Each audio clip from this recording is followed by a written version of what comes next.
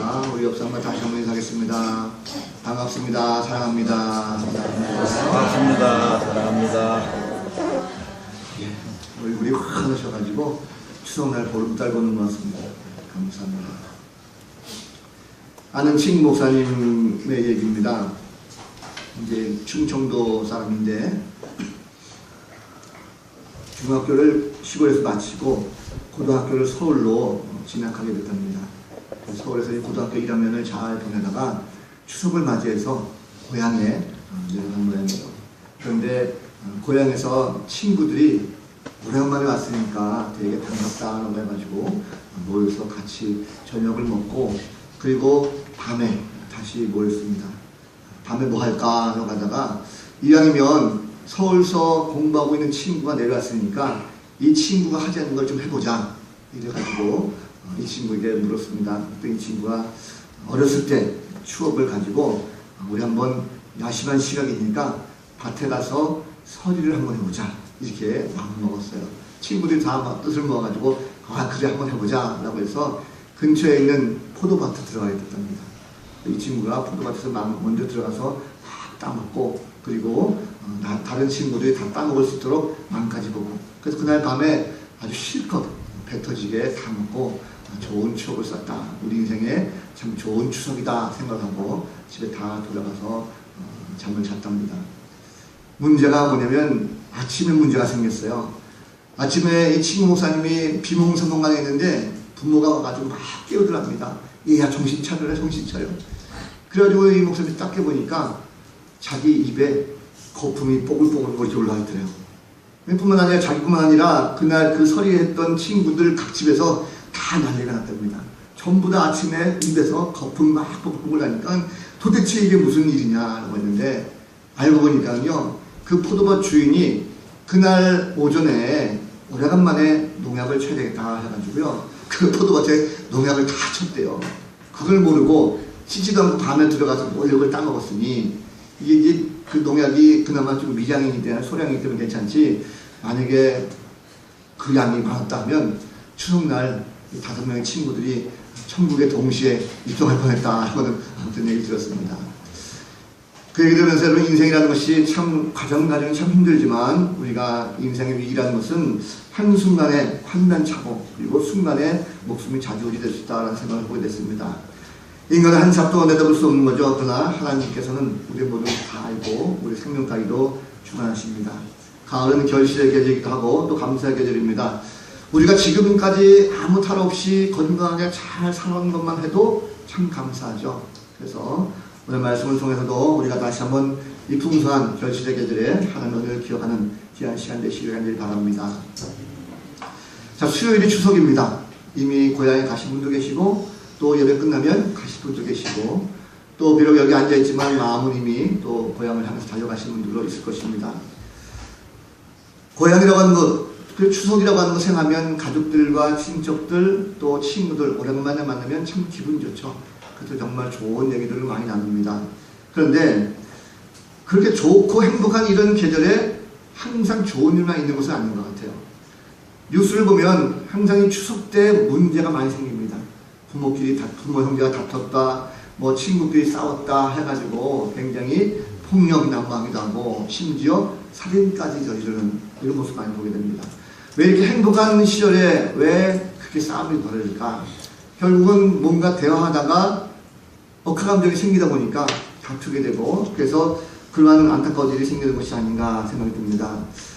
인간은 사회적 동물이라고 그러죠. 그래서 하나의 공동체, 가정이라든지 교회라든지 직장이라든지 어디든지 함께 살아야 되는데 그 공동체 안에서 각자의 생각, 각자의 이야기를 하다 보니까 서로 그것에서 부딪히게 되고 또 문제가 발생하는 것이 아닌가 생각이 듭니다. 오늘 말씀에도 보면요 교회 공동체에서 문제가 생깁니다. 사도 바울이 세웠던 빌립보 교회 그 성도들 간에 다툼이 생겼어요. 불신자와 신자가 다툼이 아닙니다. 믿는 자 믿지 않는 자가 다투는 것이 아니라 교회라고 하는 공동체 안에 성도들끼리 분쟁이 생겼어요. 자, 서로 믿음의 사람들끼리 분쟁이 생겼는데 이 빌립보 교회 성도들은 바울에 대한 그 복음을 잘 받아들여서 복음에 대한 열정이 있었습니다. 그리고 전도에 대한 열정도 있었어요.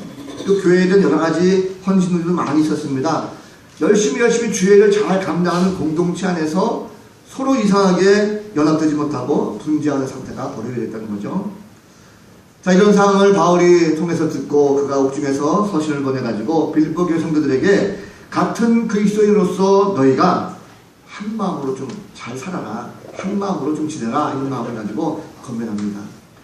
자, 교회라는 공동체 안에서도 사실 사람들이 모여 살다 보니까 한 마음이 되기가 결코 쉽지가 않다는 거죠. 그런 속담 있지 않습니까? 천길 물속은 알아도 한길 사람 속은 모른다라는 말 있지 않습니까? 왜 그럴까요? 사람들이 다 달라요. 교회는 다양한 사람들이 모이는 곳입니다. 부자가 있는가 하면 가난한 자가 있어요. 많이 배운 사람이 있는가 하면 그렇지 못한 사람도 있습니다. 노인이 있는가 하면 아이도 있고, 남자가 있으면 여자가 있습니다. 다양한 사람들이 모여있어요. 그러다 보니까 생각하는 것이 다 다양해요. 다르죠? 제 생각과 여러분 생각이 다 다릅니다. 그래서 교회 안의 일꾼들도 가만히 보면 자신들이 추구하는 제1순위가 달라요. 어떤 분은 교회가 가장 우선적으로 해야 될 것이 선교다. 그러니까 선교를 당연히 우선시해야 된다. 라고 하는 사람이 있는가 하면 또 어떤 사람은 아니다. 교회가 교육이 우선돼야 된다. 교회 교육을 살아야 교회의 미래가 있다. 이렇게 말씀하시는 분이 있어서 또 그걸 추구하시는 분도 있습니다. 또 어떤 분은 봉사해야 된다. 섬겨야 된다. 구제를 많이 해야 된다. 이래서 거기에 초점하시는 분들이 많이 있는 걸 보게 됩니다. 그러다 보니까 서로 다 다르다는 거죠. 믿음의 형성 과정도 다르죠. 어떤 분은 모태신앙에 있고 어떤 분은 지금 막 시작하시는 분이 있고 그러다 보니까 믿음의 깊이에 따라 가지고 생각하는 것이 다 달라요. 그러다 보니까 서로 분쟁이 생길 수밖에 없는 것이 바로 현실입니다. 자, 교회 공동체가 이렇듯 하나가 되기 쉽는데 가정은 어떨까요? 가정은 교회보다 아무래도 좀 비교적 작은 공동체이기 때문에 쉽게 좀 이렇게 하나가 될 것 같아요. 그런데 실제로 보면 그렇지 못한 경우가 또 많습니다. 명절에 되면 가족들이 모이죠. 그런데 한 마음으로 한 뜻으로 가족들이 잘 보내기가 참 이게 어려운 것 같아요. 그저 신문에 난 기사입니다. 명절 전후에 보니까 이혼 신청이 평소에 2배 이상 된다고 해요. 작년도 2016년도 보건행정처의 자료를 보니까 평상시에 보통 하루에 이혼 신청한 건수가 약 290건이랍니다. 그런데 추석이나 설날 명절을 앞두고 그 전후에 보니까 약 700건에서 800건이 된다고 해요. 그러니까 거의 한 3배 가까이 되는 거죠. 왜 이렇게 명절을 보내고 나서 가족 간의 갈등이 심하고 왜 다툼이 심할까? 아무래도 마음속에 품고 있었던 여러 가지 불만이라든지 이런 것들이 추석이나 설날 같은 명절 때 좀 잘 해결됐으면 좋은데 오히려 그것이 그렇지 않다는 거죠. 더 그것 때문에 폭발하고 또 그것 때문에 싸우고 그러다 보니까 결국은 이혼 법조까지 가는 경우가 참 많다는 것입니다. 왜 그럴까요? 보면 부부 간에도 생각이 달라요. 형제 자매 간에 생각이 다릅니다. 동서 간에도 다르죠. 그러다 보니까 사람들이 다르다 보니까 누구 말이 맞고 틀리고 이것이 아닙니다. 각자가 다르다는 거죠. 가정을 위해서 뭔가 잘 해보고자 하는 마음도요 서로 다르다는 거예요. 저 사람과 내가 다르다는 거죠. 그래서 가족끼리라도 가정을 생각하는 방법과 수고가 다르기 때문에 그것 때문에 다툼이 벌어지는 경우가 참 많습니다. 자, 가정이든 교회든 심지어 사회 속에서 모든 공동체 속에서 보면 사람들이 사는 세상은 서로 한 마음이 되기 굉장히 힘든 것이 사실입니다. 그런데 적어도 우리가 이런 믿음을 가지고 있는 그런 사람이라고 한다면 뭔가 좀 달라야 되지 않겠습니까? 세상 사람들과 뭔가 좀 다른 모습을 가지고 명절을 맞이해야 그래도 맞는 거 아니겠어요? 똑같이 비면 우리가 신앙으로서 뭐가 다르겠습니까? 우리가 하나님 믿는 성도라고 한다면 사람과 한 마음이 되기 전에 우선 우리가 하나님과 한 마음이 되어야 될 것입니다. 그래야 하나님의 마음을 좀 알고 그 사랑을 우리가 좀 덧입어서 그 사랑을 가지고 사람들에게 가서 전하는 거죠. 오늘 사도 바울을 통해서 하나님께서 이 빌립보 교회에 말씀하는 것을 보면 사실 교회 성도들이 서로 환경이 달랐어요. 그리고 그 안에 남녀노소 가치관이 다 달랐습니다. 그런데 함께 하기 굉장히 힘든 상황이지만 하나님께서 한 마음을 가지라 말씀합니다. 그럼 어떻게 하면 한 마음을 가질 수 있을까? 오늘 말씀 보니까 하나님께서는요 믿는 자들이 먼저 자신들을 돌아볼 수 있도록 믿는 자들의 모습이 어떤 것인가 하는 것을 말씀을 통해서 알게 하십니다. 자, 인간은 사실 연약한 존재예요. 성도들도 마찬가지입니다. 세상 사람들과 다를 것이 없어요. 똑같은 인간이에요. 그런데 중요한 것은 무엇입니까? 우리는 이미 하나님께로부터 구원받은 백성이다 사실을 우리에게 말씀하고 있습니다. 이 말은 무슨 말씀이냐면 세상 사람들은 구원받지 못하고 아직도 죄악 가운데 헤매고 있지만 우리는 예수를 믿고 구원받은 백성이라는 것을 알고 그 구원받은 백성답게 행동하는 것이죠. 어떤 행동이 있습니까? 믿는 자들은요 그리스도 안에서 서로 권면하라 말씀하고 있어요. 교회 안에 보면 힘들고 어려운 사람들이 많이 있습니다. 때로는 믿음이 약해서 흔들리는 경우가 있어요. 그러면 믿음을 가지고 있는 성장한 성숙한 성도가 간다면 그러한 성도들에게 좀 권면하라는 거죠. 힘들고 어려울 때 신앙으로 잘 권면하는 것입니다. 그리고 사랑으로 위로하라는 거예요. 그가 감당할 수 없는 시험에 걸렸다 할지라도 내가 믿음을 가지고 나는 구원받은 백성이니까 사랑의 마음을 가지고 잘 위로하면 그 삶을 세워갈 수가 있다는 것입니다. 뿐만 아니고 참된 사랑의 교제가 그 안에 있어야 된다는 것입니다. 그래서 성도는요 나를 바라보는 것이 아니라 상대방을 바라볼 때 상대방의 아픔과 슬픔과 걱정이 있다고 한다면 국민한 마음을 가지고 함께 자비를 베푸는 것, 이것이 바로 그리스도인의 올바른 모습이다라는 것을 성경은 말씀하고 있습니다. 그래서 빌립보 교인들은요 이미 백성, 이 구원받은 백성이라는 사실을 다시 한번 그 정체성을 알려주는 것입니다. 왜 그러냐면 우리 교회 안에서 성도들이 싸우게 되면 밖에 불신자들이 시선은 집중하게 되어 있습니다. 왜 교회 안에서 같이 믿음을 가지고 신앙생활 하면서 저렇게 싸워? 도대체 예수 믿는다고 달라진 것이 없잖아 라고 오히려 손깍지 한다는 것입니다. 그렇다고 한다면 우리 교회 성도들은 내가 구원받은 백성이요 하나님의 자녀임을 알고 거기에 맞게끔 행동하는 것이 바로 맞다라는 것입니다. 그리고 가정도 마찬가지입니다. 우리가 추석 명절 맞이해서 가족들과 친지들 만나죠. 거기 가족들 만나다 보면 굉장히 다양한 부류가 있어요. 어르신들도 있는가 하면 자손들도 있습니다. 그리고 시댁이 있으면 친정도 있고요. 사촌들을 좀 많이 만나게 됐습니다. 자, 많이 가족들을 만나게 될 때 가만히 보면 그 안에 분명히 세상 살면서 힘들어하는 그런 가족들도 있어요. 어려움 당해서 뭔가 가난에 찌든 삶을 살고 있는 그런 가족들도 있습니다. 그렇다고 한다면 우리가 과연 어떻게 될 것인가 라는 것입니다. 우리가 동일하게 똑같이 그 사람들로 행하는 것이 아니라 우리는 이미 구원받은 백성이다라는 것을 기억하시기 바랍니다. 다시 말하면 나는 그리스도인이다라는 자부심을 가지라는 것입니다. 구원받은 백성으로서, 은혜받은 백성으로서 내가 그리스도를 가지고 그 신분을 가지고 많은 사람들을 만나게 되는데 똑같이 아웅다웅 하지 말고 내가 가지고 있는 것, 뭔가 상대방이 힘들고 어려울 때 고민할 수 있으면 좀 고민해주고, 좀 어렵고 힘들게 사는 자녀들이 있으면 좀 도와주고, 이런 모습을 가진 참된 그리스도의 모습이 그 가운데 비춰져야 사람들이 우리 볼 때 야 그래 예수 믿으니까 뭔가 달라지는구나, 바뀌었구나 라고 하지 않겠습니까? 적어도 우리가 말로만 하지 말고 베풀 수 있는 너그러운 마음들 그리고 행동으로 잘 베풀으신다고 하면 예수 그리스도의 사랑, 그 사랑이 우리가 굳이 말로 안 하더라도 잘 전달될 줄로 믿습니다. 우리가 전에는 예수 믿기 전에 이랬지만 예수 믿고 나서 변해가지고 이렇게 바뀌었다. 야, 저 사람 오래간만에 만났더니 저렇게 예수 믿고 바뀌었구나 라고 하는 그 모습을 보여준다고 하면 그것이야말로 하나님께서 칭찬하시는 그 삶이 아닌가 하는 생각을 하게 됩니다. 또 하나님께서는요 겸손한 마음을 가지고 한 마음으로 품게 해주십니다. 자, 빌립보 교회인들은요 한 마음을 품게 하시기 위해서 하나님께서 구체적인 덕목들을 제시해주고 있어요. 바로 다투지 말라는 것입니다. 하나님께서 빌립보 교회 성도들에게 다툼을 피하게 하십니다. 그럼 다툼은 왜 생깁니까? 다툼은 문제는 보면 다른 사람보다도 나 자신을 앞세우면 다툴 수밖에 없어요. 파업할 수가 없습니다. 상대방의 생각도 좀 들어줄 줄 알고 상대방의 처지도 좀 들어줄 줄 아는 그런 모습이 있어야 다툼이 멈춰지는 거죠. 내 생각만 하고 내 마음속으로 뭔가 드러내려고 하는 허영심이 그 가운데 있다고 한다면 결코 이것이 화합하지 못한다는 사실입니다. 나보다도 남을 더 높게 생각하고 잘하는 사람들은요 결코 이익되는 것이 아무것도 없습니다. 이런 사람들은 가는 것은 다투가 일어나는 거죠. 허영으로 자신을 높이고 자랑하는 자들에게는 주변에 낮춤하는 자들만 붙을 수밖에 없습니다. 하나님께서는요 올바른 신앙생활을 하는 성도들을 다툼과 허영보다는 겸손한 마음으로 각각 자기보다도 남을 낮게 더욱더 여기게 해주십니다. 자, 남을 낮게 여긴다는 것은 낮아지게 여긴다는 것이 아니라 나보다도 상대방을 더욱더 높여준다는 거예요. 그 사람을 더욱더 우수하게 이렇게 평가해준다는 사실입니다. 그렇기 때문에 내가 이 사람을 높여주게 되면 그것이 곧 다툼과 허용에서 멀리 떨어질 수가 있습니다. 그래서 우리 인간들은요 약하고 약하지만 우리는 늘 마음속에 가족들 오래간만에 만나면 뭔가 나를 자꾸 높이려고 하는 이런 경험이 있어요. 그러다 보니까 그것 때문에 문제가 많이 생기는 거죠. 추석 명절 보면 친척들 만나는 자리에서 많이 비교를 하죠.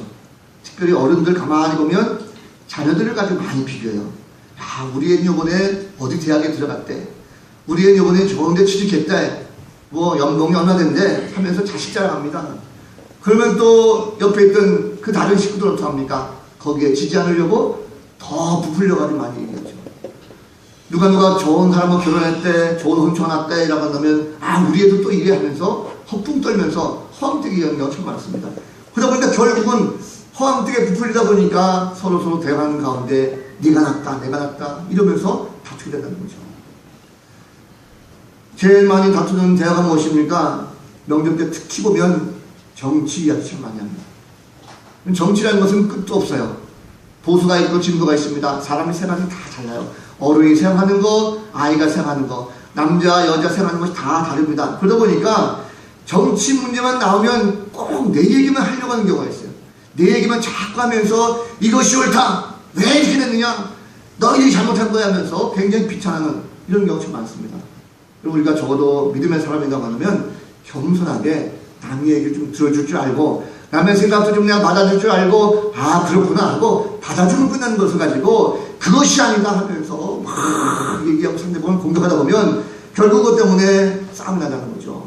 특별히 요즘에 한반도 문제가 굉장히 심각합니다. 굉장히 긴박한 상황이기 때문에 각자의 생각들이 다 있어요. 그러나 이번 추석 명절만큼은 적어도 내 생각이나 내 주장을 막 내세울 거 아니라 상대방을 좀 높여주고 상대방을 좀 이야기를 들어주고 내가 믿는 사람으로서 좀 겸손한 마음을 가지고 나간다면 아마도 그 가운데에 정말 한 마음으로 아름다운 그런 추석을 맞이하게 될 줄로 믿습니다. 이런 가정 되시길 바랍니다.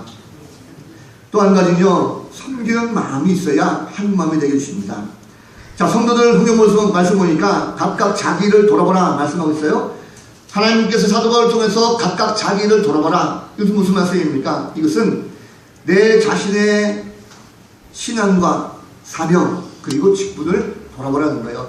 빌립보 교회 성도들에게 서로 다투지 말고 지금 너희들이 가지고 있는 사명과 직분이 무엇이냐 그것을 다시 한번 돌아보고 그리고 나서 그 사명과 직분답게 올바르게 행동하라는 것입니다. 그리고 교회 안에 가만히 보면요, 내게 주신 사명과 직분을 망각하고 오히려 상대방 남의 일에 참견하면서 남을 비판하고 비난하는 이런 사람들이 참 많이 있어요. 이런 부류가 많이 있다 보면 교회는 결코 일치될 수가 없습니다. 결국 내 자신의 사명과 직분을 잘 돌아보고 내 신앙 상태가 어떤지 점검해 본 다음에 그리고 나를 돌아본 이후에 다시금 다른 사람을 돌아볼 수 있는 마음, 이런 마음을 가져서 남을 돌아본다는 것은 그 사람을 섬겨주는 것입니다. 그 사람이 좀 더 바로 설 수 있도록 그 사람이 올바르게 갈 수 있도록 내가 섬겨주고 뒤에서 묵묵히 그 사람을 신앙을 잘 세워가는 사람, 이것이 바로 남을 돌아보는 삶이라고 할 수가 있겠습니다. 우리는 남을 돌아보는 것 주님께서 원하시는 것입니다. 그래서 내가 뭔가 자꾸 해서 나서지 말고 좀 뭔가 뒤에서 도울 수 있는 이런 모습이 있어야 될 것입니다. 캐나다의 유명한 부흥강사 중에서 조지 프렌치라는 분이 있습니다. 이분의 어렸을 때 얘기인데 이 조지 프렌치가 어렸을 때부터 소아마비 증상이 있었습니다. 굉장히 어렵게 걸음을 걸었는데 그래서 초등학교 들어가면서부터도 체육 활동을 하나도 못했대요. 맨날 체육 시간만 되면 친구들 열심히 운동할 때 자기는 한쪽 구석에서 그늘에서 쉬었습니다. 그렇게 4학년까지 지냈는데 4학년 이제 시작해가지고 새롭게 체육 선생님이 왔습니다. 그 체육 선생님이 조지를 보더니 너는 왜 체육 시간에 앉아있니? 선생님 저는 어렸을 때부터 다리가 좋지 않아가지고 매번 앉아 있었어요. 아니야, 너는 똑같이 다른 애들하고 다를 것이 없어. 너도 체육 활동해야 돼. 쉬지 말고 너도 체육해. 억지로 끌려가지고 조지가 체육 활동을 하게 됐다고요. 그래서 힘들고 어려웠습니다. 그러다가 이제 여름 방학 때 돼가지고 그 학교에 정기적인 행사가 있었어요. 뭐냐면 바로 학교 뒤에 있는 자그마한 동산을 전교생이 완주하는 미니 올림픽 코스가 있었답니다. 거기에 이제 학생들이 다 뛰게 되는데 이 조지에게 걱정이 됐어요. 나는 절대 못해. 그 선생님이 너도 뛰어야 돼. 왜 못 뛰어? 뛰어. 해가지고 제가 지금 다리가 이런데 어떻게 뜁니까? 아니야, 너 뛸 수 있어 해가지고 부축해가지고 뛰었다는 거죠. 전교생이 351명이랍니다. 351명인데 이 조지가 마지막 완주하고 딱 들어왔을 때 등수가 350등이었어요. 한 명이 뒤에 있다는 것이죠. 이 조지는 어렸을 때 너무나도 그것이 감격하고 감동됐습니다. 왜냐하면 지금까지 자기는 뭔가 체육 활동하면서 단 한 번도 남에게 이겨본 적이 없다는 거예요. 그런데 내 뒤에 한 명을 제키고 350등에 있으니 얼마나 감사한가. 정말 나는 할 수 있다. 자신감이 생겨가지고요. 그때부터 체육 활동에 열심히 참여하게 됐고, 고등학교 진학하고 대학 가게 될 때 캐나다의 해군사학교에 진학을 하게 됐답니다. 그리고 해군사학교를 졸업하고 임관에서 이제 장교로서 쭉 공부를 했다고 해요.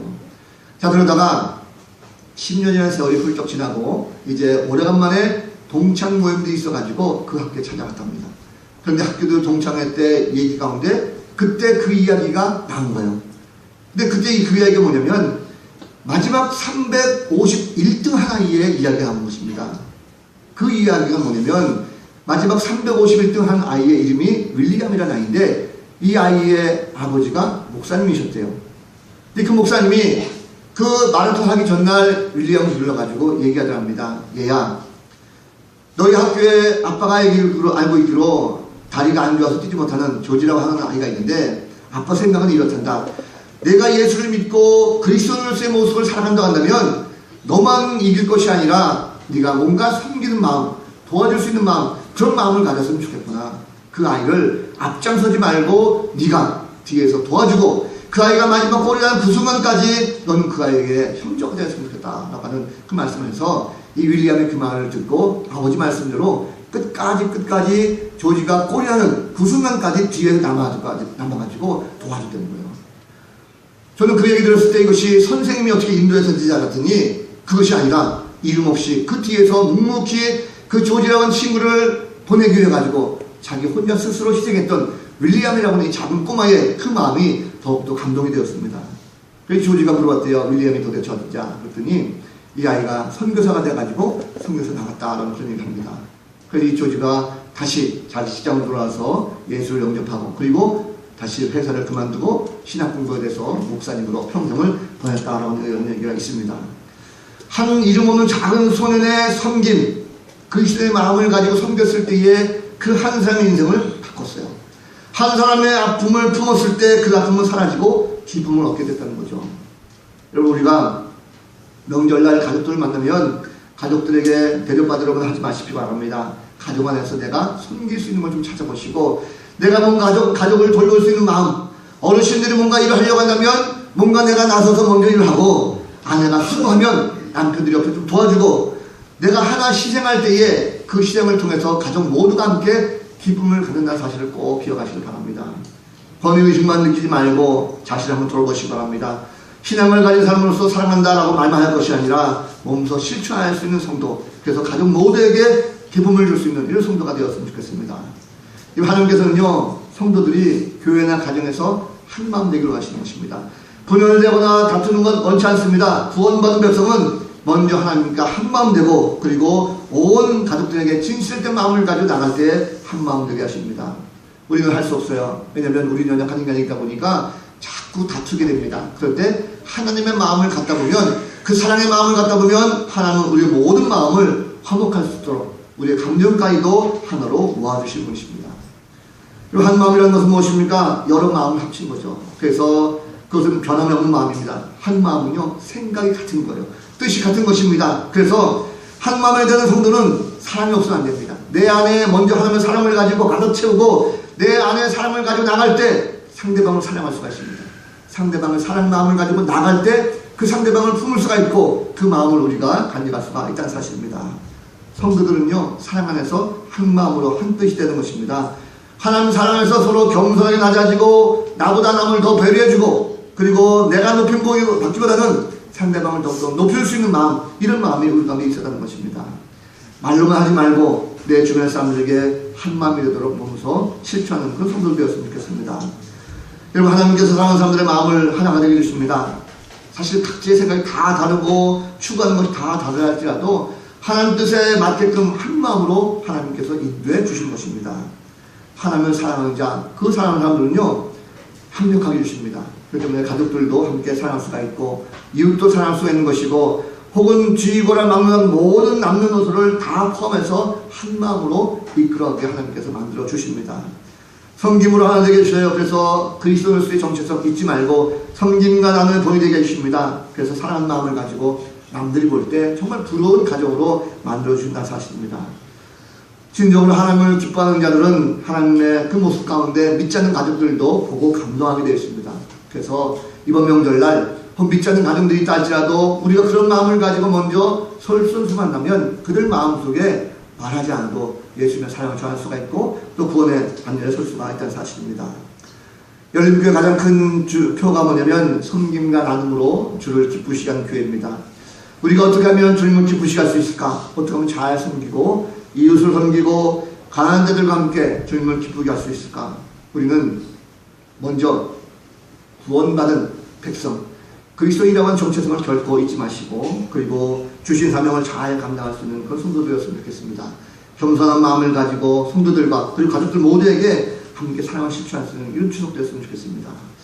또 한 가지 중요한 것은 우리가 그러한 가운데 단순히 가는 것이 아니라 영혼을 사랑하고 영혼을 구한다라고 하는 그런 사명을 가지고 나갔으면 좋겠어요. 오늘부터 특별히 119 생명축제가 시작됩니다. 꼭 우리 교회에 전도되어서 들어온 것만 열매가 아닙니다. 친척들 만났을 때 그 가운데 내가 복음을 전하고 그들 가운데 예수님을 영접하는 역사가 나타난다고 한다면 그것도 역시 귀한 열매인 줄로 믿습니다. 이왕이면 우리가 오늘부터 출발하는 이 119 생명축제에 앞으로 50일 동안 우리의 친척들, 가족들, 내 주변의 많은 사람들 함께 마음을 품고 이제 추석 명절뿐만 아니라 남아있는 모든 시간도 생명을 위해서 함께 기도하고 그리고 모두 함께 온 성도들이 한 마음으로 동참할 수 있는 복된 성도들 다 되시기를 우리 구주 예수 그리스도 이름으로 간절히 축원을 드립니다. 다 같이 일어나셔서 함께 찬양하겠습니다.